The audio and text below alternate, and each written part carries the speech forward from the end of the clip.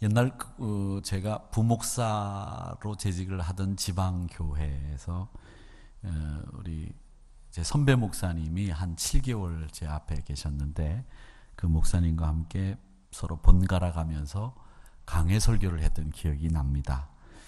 그 강해 설교를 아무래도 선배 목사님과 이렇게 하다 보니까 조금 더 잘했으면 하는 그런 마음에 강해 설교를 하게 되면 이제 책방에 가서 이런저런 자료를 책을 사서 다 공부를 하고 설교 준비를 했던 기억이 납니다. 그리고 그때는 주일날 오후 예배가 저녁 예배였습니다. 그래서 지방이고 또 저녁 예배를 드리면 교인들이 아주 오시기가 수월해서 우리처럼 교통이 불편하거나 오시기가 먼 것이 아니기 때문에 다 가까운 곳에서 오시니까 주일 저녁 예배가 아주 꽉 차고 은혜롭고 또 설교도 참 잘 들으셨습니다. 목사가 설교를 이렇게 하다 보면 교인들이 설교를 듣는 그 마음이 이렇게 느껴지거든요. 스폰지처럼 쫙쫙 빨아들이는 그런 분위기가 있는가 하면 어떤 분위기는 이렇게 쳐내는, 좀 약간 튕기는 듯한 그런 기분도 들 때가 있는데, 그때는 스폰지처럼 이렇게 설교 말씀을 쫙쫙 빨아들이는 느낌이었기 때문에 제가 설교를 하면서 굉장히 흥미롭게 더더 공부를 열심히 하면서 설교 준비를 했던 기억이 나는데, 그 중에 가장 인상 남았던 그 책이 오늘 읽은 고린도 전후서 이 말씀입니다. 이 책을 공부하고 강해 설교를 하면서 초대교회도 이렇게 문제가 많은 교회가 있었구나라는 것도 깨달았고, 또 다양한 문제 앞에서 교회가 아주 의연하게 대처한다. 또 바울 사도와 교인들의 모습을 보면 그 신앙생활에서 가장 절실한 문제가 뭐냐라고 하는 것을 발견하게 됐고, 또 이런 생각도 해봤습니다. 과연 이런 문제가 오늘날 우리 교회에 생겼을 때에 우리도 이렇게 지혜롭게 잘 처리를 해서 이 문제를 잘 넘겨갈 수 있을까라는 그런 의구심도 가졌던 기억이 납니다. 특히 오늘 이 15장을 읽었는데, 이 15장은 부활장이라고 부르는 장이고, 이 말씀을 보면 우리가 부활의 자리에 섰을 때에 우리의 모습이 어떤 모습일까라고 하는 것을 추측해 볼 수 있는, 정말 기가 막히고 우리의 미래를 가늠해 볼 수 있는 좋은 말씀이다. 두고두고 가슴에 남는 말씀이다 라는 생각을 하게 됩니다. 이 말씀 가운데에서 저는 가장 이렇게 요즘 말로 이야기하면 심쿵했다고 하나요? 심쿵. 가슴이, 심장이 쿵 하는 소리가 들릴 정도로, 여기 앉아있는 분들이 대다수가 심쿵이라고 하는 말이 무슨 말인지 지금 모르시는 분들이 많으신데, 심장이 쿵 하고 소리가 들린다. 그래서 심쿵입니다. 충격이 오고 감동이 온다는 말을 요즘 분들은 심쿵이라고 합니다. 아십니까? 아시는 분도 계시군요. 네. 심쿵. 50절 말씀이 참 저에게는 감동적인 말씀이었는데, 형제들아 내가 이것을 말하노니 혈과 육은 하나님 나라를 이어받을 수 없고 썩는 것은 썩지 아니할 것을 유업으로 받지 못한다라는 말씀이었습니다. 이 말씀을 읽는 순간에 저는 정말 망치로 머리를 한 대를 콱 맞은 것처럼 그런 충격을 받았던 기억, 또 제가 가지고 있는 상상력을 총동원해서 우리가 부활할 때에 어떤 모습이 될 것인가라는 생각을 했던 말씀입니다. 이 말씀을 전 나름대로 정리를 해두었는데, 그 정리해둔 것 하나가 우리가 부활하게 되면 그 부활하는 몸을 부활체라고 그렇게 부르는데, 이 부활체가 되면 이 우리의 몸은 썩는 것이 아닌 썩지 않는 것이 된다고 하는 것이 첫 번째입니다. 우리가 가지고 있는 지금의 육신과는 다른 모습으로 우리가 부활하게 된다고 하는 사실이 여기 말씀에서 하는 첫 번째 정리할 수 있는 내용이고, 두 번째는 우리가 변화되는데, 이 변화가 시간을 두고 변화되는 것이 아니라 51절 말씀에 보면 갑자기 순식간에 홀연히 변화된다고 말씀을 하고 있습니다. 이 호련이라고 하는 말은 요즘 많이 사용하지 않는 말이지만 갑자기라고 하는 말과 똑같은 뜻으로 이해를 하시면 되겠습니다.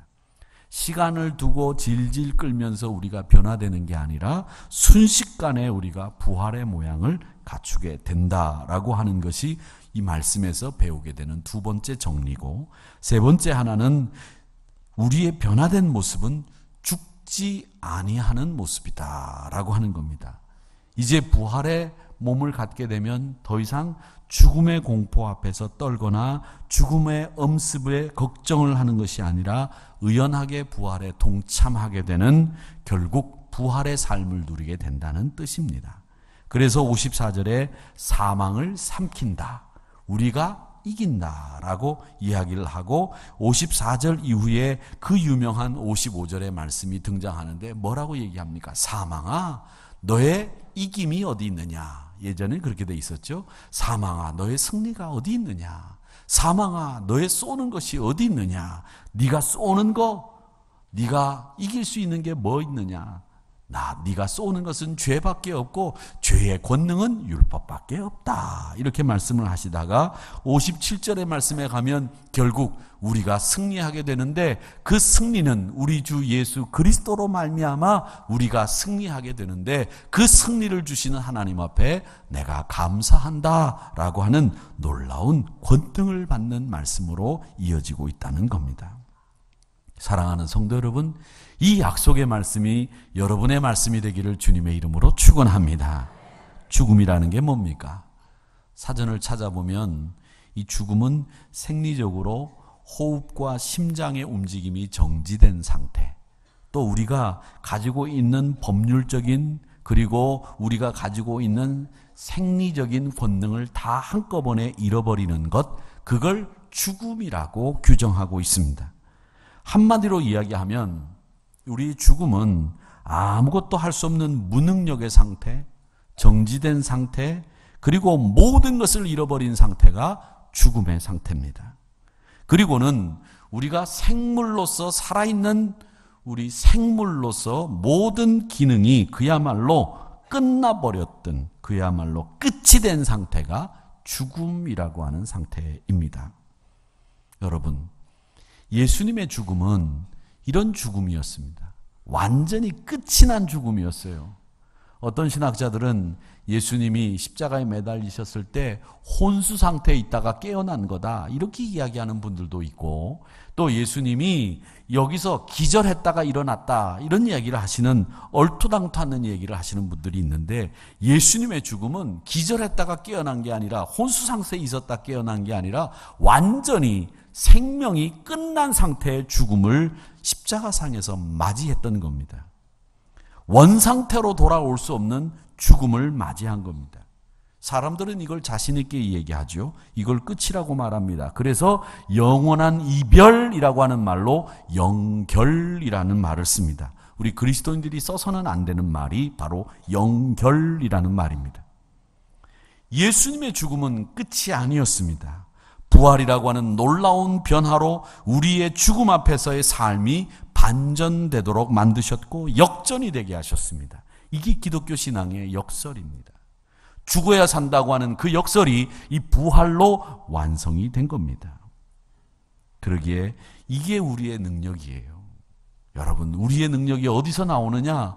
부활에 동참하는 성도로서의 능력이 우리 안에 생기는 것이고, 우리에게 무한한 기쁨을 공급해주는 능력의 셈이 바로 부활이라고 하는 하나님의 약속입니다. 그러기에 부활은 여러분의 참 기쁨이 무엇인지를 깨닫게 해주는 하나님의 능력이라고 하는 것을 깨달으시기를 축원합니다. 여러분, 사람들을 이렇게 여러분들을 만나봅니다. 저는 여러분들을 만나볼 수 있는 목사라고 하는 직분 때문에 사람들을 만나보면, 성도들도 물론 만나지만 그분들의 삶의 끝을 어디다 두고 사느냐에 따라서 그분들의 삶의 질이 완전히 달라요. 이제 사회적으로도 이 삶의 질이, 소유로 인해서 삶의 질이 좋아진다고 하는 생각은 이제 하지 않습니다. 그런데 정말 삶의 질이 어떻게 달라지느냐 하면 내 삶의 끝을 어디다 두고 사느냐에 따라서 삶의 질이 달라져요. 대부분의 사람들은 육신의 호흡이 끝나는 중단되는 날, 목숨이 끝나는 날을 끝으로 잡습니다.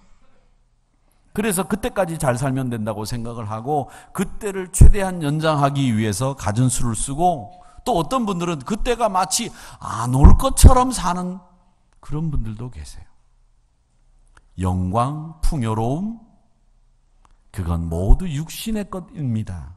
그래서 갈라디아서 기자는 육체가 저지르는 일들을 어떻게 묘사하고 있느냐면 갈라디아서 5장 20절에서 19절부터 이렇게 얘기합니다. 육체의 일은 현저하니, 분명하니, 어떤 일이 있느냐? 음행하는 거, 더러운 거, 호색하는 거, 우상 숭배하는 거, 주술하는 거, 원수 맺는 거, 분쟁하는 거, 시기하는 거, 분내는 거, 당짓는 것, 분열하는 거, 이단, 투기, 술취함, 방탕, 이런 것들이 다 육체가 원하는 일들이고 육체가 현저하게 분명하게 하는 일이 바로 그것이다. 그렇기 때문에 이런 일을 하는 자들은 하나님 나라를 유업으로 받지 못한다. 이렇게 이야기를 하고 있습니다. 육체의 일은 분명합니다. 육체의 일은 이 일들을 거행함으로 해서 육체의 일을 통해서 사람들로 하여금 육신의 영화와 육신의 풍요로움을 추구하게 만드는 거예요. 근데 제가 신앙생활을 가만히 생각을 해보니까 우리 신앙생활이 참 유사한 우리 생활 속에서 발견할 수 있는 일들이 많이 있는데, 제가 커피를 제조하는 과정이 우리 신앙생활과 참 유사하다라는 생각을 어느 선교사님으로부터 제가 들었습니다. 제가 목회를 하면서 제일 먼저 선교지를 간 게 베트남이었습니다. 제가 목회하던 지역의 선배 목사님이 이 베트남 선교를 굉장히 열정적으로 하셔서 같이 동참을 하셨는데, 이 베트남 분들이 정말 근실하고 성실하고 국민성이 정말 좋아요. 앞으로 이분들이 복음화되면 이 동남아시아의 복음의 주춧돌이 될 수 있겠다, 이런 생각을 해서 저도 그 사역에 동참을 했었습니다. 제가 처음 이 베트남에 방문한 것이 2003년도 정도로 기억이 되는데, 처음에 베트남에 가서 이제 신학생들을 모아놓고 강의를 하고 이제 저녁 시간에 선배 목사님이 저하고 같이 재래시장을 가자고 그래서 재래시장을 갔어요. 그러면서 윤 목사 커피 좋아하지? 예, 제가 커피를 참 좋아합니다. 뭐 무슨 커피든지 커피는 좋습니다. 그랬더니 내가 맛있는 커피를 하나 사줄 테니까 한번 먹어보라고. 그래서 따라가서 먹었더니 정말 커피가 맛있어요. 이 커피 이름이 뭡니까? 그랬더니 그분 말씀이 여우똥 커피다 그러시는 거예요. 여우똥 커피? 이게 무슨 커피가 여우똥 커피라는 게 있습니까? 그랬더니 그 목사님 이 사양고양이라고 하는 녀석이 있는데, 이 녀석이 커피 열매를 굉장히 좋아한대요. 근데 그 커피 열매 중에서 제일 맛있고 제일 좋은 것만 골라서 따서 먹는데요. 근데 그 커피가 껍데기가 있고 그 알맹이가 있는데, 그 알맹이가 커피 가루가 되는 거죠. 근데 그 커피 껍데기가 이 사양 고양이 뱃속에 들어가서 껍데기는 소화가 되고 콩은 배설물로 나온대요. 그러니까 이 녀석이 먹은 커피 콩은 좋은 것만 나오는 거예요. 그래서 그 똥에서 그 커피 나온 열매를 골라내면 그게 제일 좋은 커피 원두가 되는 거예요. 그걸 깨끗하게 씻어서 세척을 해서 만들면 그게 무슨 커피냐면 루악 커피라고 하는 커피가 생기는 거예요. 제가 루악 커피라고 썼더니 우리 부목사님들이 설교 이 원고 정리하면서 이 사진을 또 이렇게 딱 올렸는데, 루악 커피라고 하는 커피가 바로 그겁니다. 여러분, 우리가 뭐 별 수 있는지 아세요? 동물에 나온 똥도 먹고 있는 거예요, 지금. 맛있다고. 근데 이게 제가 듣기로는, 저는 한국에서는 이거 뭐 안 사 먹어봤는데 어느 호텔에서 한 잔에 12만 원에 판다고 하는 얘기를 제가 들은 적이 있습니다. 굉장히 비싼 커피예요. 근데 지금은 이 고양이를 뭐 사양 고양이라고 하는 걸 이제 사육을 시켜서 커피 농장에서 일부러 따먹게 해가지고 나오는 거를 이제 골라서 만든다고 하는데, 제가 가만히 보니까 시장에 가보면 거의 한국 사람들이 가면 사양 그 루아 커피를 파는데 그게 그렇게 양이 많을까? 이런 생각이 들어요. 그래서 제가 지금까지 거기 가가지고 사가지고 온 루아 커피 한 80%는 거의 가짜가 아니었겠는가. 그냥 기분만 루아 커피다라고 먹은 거 아니겠는가. 뭐 이런 생각을 해보고 있습니다.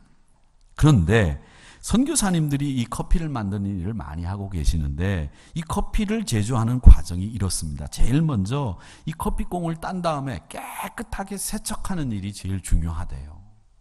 이 세척을 해야 다음 단계로 넘어갈 수 있는데 이 세척이 제대로 되지 않으면 커피가 맛을 낼 수 없다는 거죠. 우리 신앙생활이 얼마나 똑같습니까? 우리가 신앙생활 하면서 제일 먼저 세상에 찌든 때 구습을 쫓는 옛사람, 이걸 먼저 씻어내야 되지 않습니까? 그래야 신앙의 입문에 들어서지 않습니까? 이걸 우리가 회개라고 하고 이걸 우리는 성결을 위한 첫걸음을 띈다고 이야기를 합니다. 회개 없는 신앙, 그것은 있을 수 없습니다. 자신의 죄에 대한 인식이 없이는 신앙이 시작되지를 않는다는 겁니다. 하나님의 은혜를 발견하고 예수님의 사랑을 발견하는 순간에 무엇을 발견하게 되느냐? 내 안에서 내가 얼마나 큰 죄인이라고 하는 것을 깨닫게 되고 그 죄를 씻어야만 내가 하나님과 가까워질 수 있겠다라고 하는 자식이 생기면서 회개의 눈물을 흘리게 되는 거죠. 자기를 씻어내게 되는 거죠. 지금도 이스라엘 사람들은 새해가 시작되면 새해가 시작되고 열흘 안에 그들이 지키는 명절이 있습니다. 그 명절을 대속죄일이라고 부릅니다. 그 대속죄일을 뭐라고 부르냐면 그 사람들은 이스라엘 말로 욤키푸르라고 부릅니다. 욤키푸르. 이 욤키푸르라고 하는 날은 어떤 날이냐면 1년 동안 지내오면서 하나님 앞에 지은 죄를 회개하고 또 내가 용서받아야 될 일들은 용서받고 또 용서해줘야 될 사람들은 용서해주고 난 뒤에 새해를 시작한다는 거죠. 저는 어쩌면 이게 가장 신앙적이라고 생각하는데 우리는 새해 시작할 때 덕담을 주고 새해를 시작하지 않습니까? 축복하고 새해를 시작하는데 정작 자신은 그동안 1년 동안 하나님 앞에 지었던 죄에 대한 회개 없이 용서해 주는 것 없이 용서함 받음 없이 축복하고 덕담하면 그건 다 어쩌면 사상 누각이고 거짓말이 될 수도 있다는 거죠. 정말 내가 그 사람에게 덕담을 베풀어 주려고 한다면 그 사람에게 내가 지은 죄를 용서받고 그 사람을 또 용서해 주고 나도 용서받고 하나님 앞에 내가 지은 죄를 용서받는 순간에 축복의 길이 열리는 거고 진짜 덕담이 될 수 있는 건 아니겠습니까? 그래서 욤키푸르라고 하는 이 대속죄일이라고 하는 명절을 이스라엘 사람들은 새해가 시작되면 한다는 겁니다. 하나님의 사랑을 받고 하나님을 사랑할 수 있는 가장 우선의 길은 뭐냐? 그건 하나님께 용서함 받는 것, 그리고 내가 용서해주고 용서함 받는 것, 그것이라고 생각을 한다는 겁니다. 그 다음에 세척한 콩을 이 커피로 만들기 위해서는 로스팅, 불로 구워냅니다. 어떤 불로 굽느냐, 어떻게 굽느냐에 따라서 커피 맛이 완전히 달라진다고 하는데 어떤 불 어떻게 굽느냐, 이 중요한 과정이라는 거죠. 근데 신앙생활도 그렇지 않습니까? 우리가 회개하고 난 뒤에 그 다음에는 성령의 불을 받아야 됩니다. 성령의 체험, 이 뜨거운 체험이 있어야 신앙의 맛이 나기 시작을 하는 겁니다. 신앙의 맛을 낼 줄 모르는 분들은 이 불로 구운 경험이 없기 때문에 신앙의 맛이 안 나는 거예요. 사랑하는 성도 여러분, 성령의 불로 구워져야 됩니다. 그래야 맛깔스러운 신앙의 모습을 갖춘다는 것을 기억하시기를 축원합니다. 그리고 난 뒤에 불로 구운 다음에는 그 커피에 어떤 향을 넣느냐, 어떤 맛의 커피로 만드느냐 결정하는 풍미를 더하는 과정을 거치죠. 그리고 그 커피콩을 갈아냅니다. 잘 갈아서 좋은 커피가루로 만들고 그 다음 그 좋은 커피가루 위에 뜨거운 물을 부어요. 정말 커피를 좋아하시는 분들은 그 물을 시계 반대 방향으로 붓느냐 또 시계 방향으로 물을 돌리느냐에 따라서 커피 맛이 달라진다고 하는 얘기까지 해요. 뭐 그렇게까지 이렇게 얘기하는 분도 조금 과하고, 또 어떤 분은 뱃속에 들어가면 다 똑같은데 뭐 아무렇게나 먹으면 되지, 이런 분도 좀 너무하고, 좀 적당히 했으면 좋겠는데 어쨌든 아주 정성스럽게 그렇게 물을 부어서 커피를 만듭니다. 그 커피가루가 되기 위해서는 그 원두를 갈아야 되는 거죠. 그 갈아야 되는 것처럼 우리도 신앙으로 불로 구원받았다면 갈아야 됩니다. 자기를 부인해야 됩니다. 헌신의 자리까지 가야 됩니다. 부서져야 됩니다. 부서져야 그 커피콩이 가루가 되어서 물을 부을 때에 진한 커피향 나는 맛있는 커피를 만들어낼 수 있다는 겁니다. 내가 부서지지 않으면 안 되는, 내가 갈아지지 않으면 안 되는 이런 신앙인이 되어야 맛을 내는 신앙인이 된다는 겁니다. 아직도 나를 부인하지 않는 신앙, 아직도 내가 살아있는 신앙, 그건 십자가를 질 수 없을 뿐만 아니라 예수님의 제자가 될 수 없어요. 그렇기 때문에 여러분, 나를 부인하고 나를 갈아내고 나를 완전히 철저히 없애버리는 이 가루를 만드는 과정이 우리 신앙인에게도 필요하다라는 겁니다. 그래서 세척 과정은 회개로, 로스팅 단계는 성령 체험으로, 분쇄 단계는 자기 부인의 단계로 우리가 이해할 수 있다는 겁니다. 신앙인은 제대로 된 끝을 향해서 달려갈 수 있는 신앙의 모습을 갖추기 위해서는 이 신앙의 단계를 거쳐야만 되고, 또 육체의 죽음이 끝이 아니라고 하는 우리의 믿음의 인식이 있어야 됩니다. 인생은 단막이 아니에요. 그 후에 심판이 있다고 히브리서 9장 27절에서 말씀하고 있지 않습니까? 한 번 죽는 것은 사람에게 정해진 것인데 그 후에 뭐가 있느냐? 심판이 있다고 했는데 그 심판은 예수 믿는 사람들에게는 두렵고 무섭고 징벌의 심판이 아니고 그 심판은 새롭게 출발되는 삶의 분기점이 되는 심판입니다. 인터체인지와 같은, 정션과 같은 곳이 바로 심판이에요.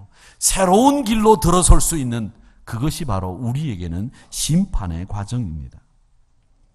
이런 성결의 과정과 신앙의 입문의 과정이 커피를 제조하는 과정과 너무 흡사하다는 것을 우리가 배우면서 정리해야 될 믿음의 원리가 있는데, 그건 뭐냐면 우리가 구원받는 건 믿음으로 구원받습니다마는 완성은 어떻게 완성하느냐? 거룩함으로 완성을 하는 겁니다. 그 거룩함은 어떻게 완성하느냐? 여러분, 그 거룩함은 어떻게 만들어가느냐? 목에 힘을 주고 목을 뻣뻣하게 하고 목소리로 거룩 이렇게 해서 거룩이 되는 게 아니에요. 자기가 혼자 난 거룩하다라고 선언해서 거룩하는 게 아니에요. 거룩이라고 하는 것은 두 가지 기둥을 가지고 있는데, 하나는 하나님 사랑하는 것, 또 하나는 이웃 사랑하는 것. 이 두 가지 기둥이 거룩함을 이루는 거예요. 내가 목에 힘주고 거룩한 척 한다고 거룩하는 게 아니에요. 하나님 사랑하셔야 됩니다. 이웃 사랑하셔야 됩니다. 이 사랑이 두 가지 기둥으로 거룩을 바치는 거예요. 그래야 맛을 내는 신앙인이 되고 맛있는 커피가 되는 거예요. 사랑하는 성도 여러분, 육체의 삶이 전부인 줄 알고 살다가 심판의 날 후회하는 사람 되기보다는 심판의 날을 당당하게 기다리며 살아가는 여러분들이 되시기를 주님의 이름으로 축원합니다. 예수님도 십자가에서 한 막의 인생을 마쳤습니다. 예수님이 내린 그 한 막의 인생은 비참하고 고통스럽고 보잘것없는 삶이었습니다. 친구도 제자도 다 배신했어요. 가족들도 손을 쓸 수 없는 십자가에서 생을 마쳤습니다. 얼마나 힘든지 예수님도 그 십자가에서 하나님, 하나님, 어째서 나를 버리셨나이까? 엘리, 엘리, 라마 사박다니. 그러시면서 돌아가셨어요. 이렇게 비참하고 불쌍한 인생이 어디 있습니까? 그의 제자들도 그를 버렸기 때문에 아무도 그의 시신을 거두려고 하지 않았어요. 아리마대 사람 요셉이라는 사람이 빌라도에 가서 시신을 달라고 하지 않았으면 예수님은 그야말로 까마귀 밥이 될 뻔했어요. 강원도 영월에 가면 단종능이 있습니다. 단종능. 이걸 장능이라고 부릅니다. 장능. 단종은 문종의 아들이죠. 근데 어린 나이에 왕위에 올랐다가 수양대군, 삼촌이죠. 나중에 후일 세조가 되는데 그 삼촌으로부터 죽임을 당합니다. 죽임을 당하기 전에 처음에는 죽이려고 하지 않죠. 수양대군이 그래도 조카인데, 형님의 아들인데 죽일 수 있을까 싶어서 상왕으로 모신 다음에 영월로 유배를 보냅니다. 청령포라고 하는 곳에 가서 유배 생활을 합니다. 근데 유배 생활을 하는 중에 또 다른 왕자인 금성대군의 영모가 발견이 돼요. 그러는 바람에 한명회라고 하는 사람과 신숙주가 간청을 하기를 세조에게 상왕으로 내려갔던, 그러다가 강등시킨 단종이었던 노산군도 죽여야 합니다 라는 얘기를 합니다. 그래서 이 한명회와 신숙주가 간청한 그 간언한 뜻에 따라서 세조가 노산군으로 강등된 단종을 사약을 내려서 죽이게 합니다. 그 한명회는 역사책에도 자주 등장하는 인물이고요. 또 나중에 후일에 여러 사람들과 함께 거쳐서 나오는 인물이 한명회인데, 우리가 길을 다니면서 제일 많이 만날 수 있는 인물도 한명회인데, 경부고속도로 청주에서 목천 오는데 보면 한명회 묘가 경부고속도로 오른쪽에 큰 그 묘가 있습니다. 그게 보면 한명회 묘입니다. 나중에 저를 데리고 혹시 맛집 같은 데 가실 때 저를 데리고 가시면 제가 저기 한명회 묘라고 일러드릴 수 있는 용의는 있습니다. 아멘 하신 분이 두 분이 계시는 걸로 제가 기억을 하겠습니다. 부목사님들 적어두시기 바랍니다. 그 청룡포에서 사약을 받고 노산군이 된 단종이 죽었습니다. 어떤 사람들은 목이 졸려 죽였다고, 목을 졸라서 죽였다고 그렇게 얘기를 하는데, 죽고 난 뒤에 그 시신을 동강에 버렸어요. 세조가 엄명을 내려서 그 시신을 거두는 사람은 삼족을 멸하겠다고 해서 아무도 그 시신을 거두지 않습니다. 그런데 영월 엄씨의 시조처럼 되는 그 엄흥도라고 하는 분이 밤에 그 시신을 거두고 지게를 지고 그 시신을 매장하기 위해서 산을 올라갑니다. 근데 눈이 막 내려있는 산에 한 곳에 눈이 다 녹아있는 곳이 보여서 거기서 쉬다가 그곳에 노산군 단종의 묘를 썼다고 해서 지금 장릉 자리가 그 자리입니다. 후일 단종이 죽고 200년이 지난 뒤에 영조가 이 단종의 시신을 거둔 엄흥도라고 하는 사람을 공조 참판으로 죽은 이후에 추존을 하고 치하했다는 기록이 조선 왕족 실록에 나옵니다. 아무도 시신을 건드리지 않는데 그 사람은 이래도 저래도 우리 왕이었던 사람을 이렇게 버려둘 수 없다고 하는 충절로 그가 단종의 시신을 거두었던 겁니다. 저는 그 단종의 그 장릉에 가면 예수님의 생각이 나는 거예요. 아, 예수님의 마지막과 단종의 마지막이 어쩌면 이렇게 똑같을까? 아무도 시신을 거두지 않고 아무도 곁에 없었던 그의 마지막. 결국 아리마대 사람 요셉이 시신을 달라고 해서 한 번도 써보지 않은 무덤에 모시게 되었던 그런 예수님의 삶과 이렇게 똑같을까? 이런 생각을 합니다. 세상은 전과 다름없습니다. 사람들은 그를 잊어버리고 언제나처럼 시집가고 장가가고 희희낙낙합니다. 다 아무것도 바뀐 것 없는 것처럼 보입니다. 이것이 세상 사람들이 바라보는 끝이에요. 이것으로 예수님의 삶이 끝났다고, 예수님의 삶은 한심했다고, 비참했다고, 고통스러웠다고 이야기하면 끝입니다. 그런데 다음 장면이 있는 거예요. 그게 뭐냐? 예수님이 무덤 문을 열리고 부활하신 겁니다. 이 부활은 모든 사람에게 육신의 죽음이 인생의 대단원의 막이 아니고, 내가 지금까지 생각하던 것이 잘못된 것이고, 또 지금까지 내가 가지고 있던 지식이나 논리나 이성보다도 훨 뛰어난 하나님의 능력이 있다는 것을 보여준 것이 바로 예수님의 부활의 사건이었습니다. 여러분, 예수님의 죽음이 끝이 아니듯이 우리 성도들의 끝도 죽음이 아닙니다. 우리는 이 신앙의 끝을 우리의 죽음으로 끝을 두고 사는 사람들이 아니라 부활의 역사에 동참하는 그리고 하나님이 우리를 장차 오실 그 나라의 주인공으로 삼아주실 그 나라를 목표로 삼고 끝을 삼고 살아가는 사람들이 바로 우리들이라고 하는 사실을 믿으시기를 축원합니다. 인간의 모든 권세, 인간의 모든 논리, 인간의 모든 지식을 무너뜨린 혁명, 그게 바로 부활이었어요. 그래서 우리는 끝을 제대로 잡기 위해서는 예수님과 함께 죽고 예수님과 함께 살아야 될 줄로 믿습니다. 갈라디아서 2장 20절에서 뭐라고 말씀하십니까? 내가 그리스도와 함께 십자가에 못 박혔나니 그런즉 이제는 내가 사는 게 아니라 내 안에 그리스도께서 사시는 것이라. 이제는 내 육체가 사는 것이 아닙니다. 이제는 나를 사랑하사 나를 위해서 자기 자신을 버리신 하나님의 아들을 믿는 믿음 안에서 사는 것입니다. 그렇게 고백하고 있는 이 고백이 여러분의 고백이 되기를 주의 이름으로 축원합니다. 어떤 철학자는 인간이 죽음을 두려워해서 종교를 만들었다고 얘기를 해요. 그만큼 이 죽음이 인간에게는 무서운 일이지만 55절에서는 뭐라고 얘기합니까? 사망아 너의 승리가 어디 있느냐? 사망아 너의 쏘는 것이 어디 있느냐? 이렇게 이야기를 하면서 죽음을 두려워하지 않는 신앙인의 고백을 말씀하고 있지 않습니까?